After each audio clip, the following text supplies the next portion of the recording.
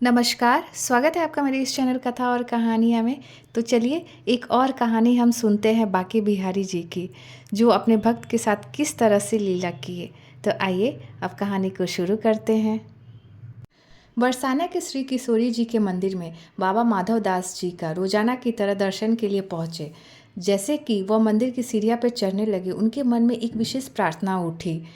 उन्होंने मन ही मन में श्री किशोरी जी से प्रार्थना की, हे किशोरी जी, मुझे आज आपकी वह चुनरी प्रसाद के रूप में मिल जाए जो आप स्वयं ओढ़े हुए हैं।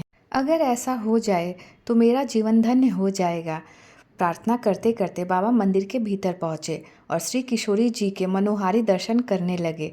वह भाव विभोर होकर उनके रूप और वैभव में खो गए। उसी समय अचानक मंदिर के पुजारी के मन में कुछ प्रेरणा हुई।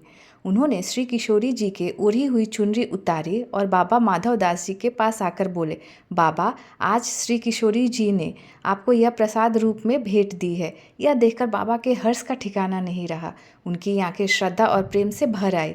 दर्शन के बाद बाबा प्रसन्न मन से मंदिर की सीढ़ियाँ उतरने लगे। वह चुन्नी को हृदय से लगाकर भाव विभोर होकर नृत्य करते हुए चल रहे थे।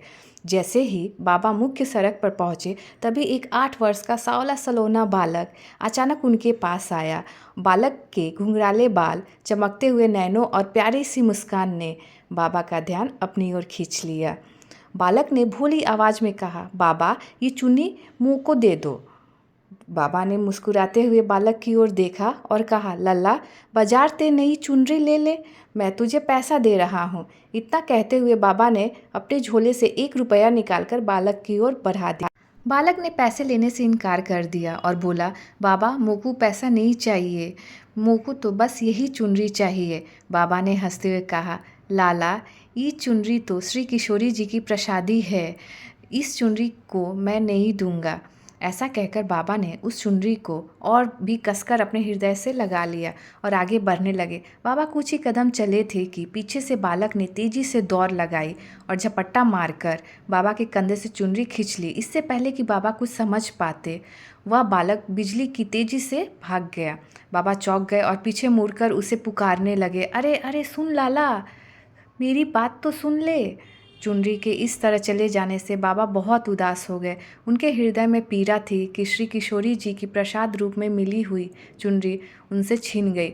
भारी मन से बाबा वृंदावन लौट गए और वहीं श्री बिहारी जी के दर्शन किए। शाम के समय मंदिर पहुँचे। जब बाबा ने श्री बिहारी जी के दर्शन किए तो उन्हें एक आश्चर्यजनक दृश्य दिखाई दिया। उन्होंने देखा कि श्री बिहारी जी मंद मंद मुस्कान के साथ खड़े हैं और उन्होंने वही चुनरी ओढ़ रखी है जो बरसाना में बाबा को प्रसाद के रूप में मिली थी और जिसे वह बालक छीनकर भाग गया था। यह दृश्य देखकर बाबा की आंखें भर आई। उन्होंने समझ लिया कि वह सांवला सलोना बालक और कोई नहीं, स्वयं श्री बिहारी जी ही थे।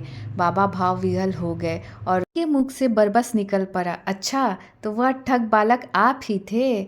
मुझे क्यों ठगा प्रभु? कुछ समय के लिए ही मुझे वह प्रसाद रहने देते।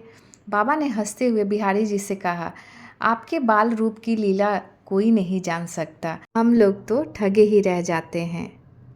तो उम्मीद करती हूँ कि यह छोटी सी प्यारी नटखट भक्त और भगवान की कहानी आप सभी को पसंद आए और आप इसे ज़्यादा से ज़्यादा अपने फैमिली फ्रेंड्स के साथ शेयर करें। और अगर आप मेरे चैनल कथा और कहानियाँ पर नए हैं तो प्लीज़ इसे सब्सक्राइब करें।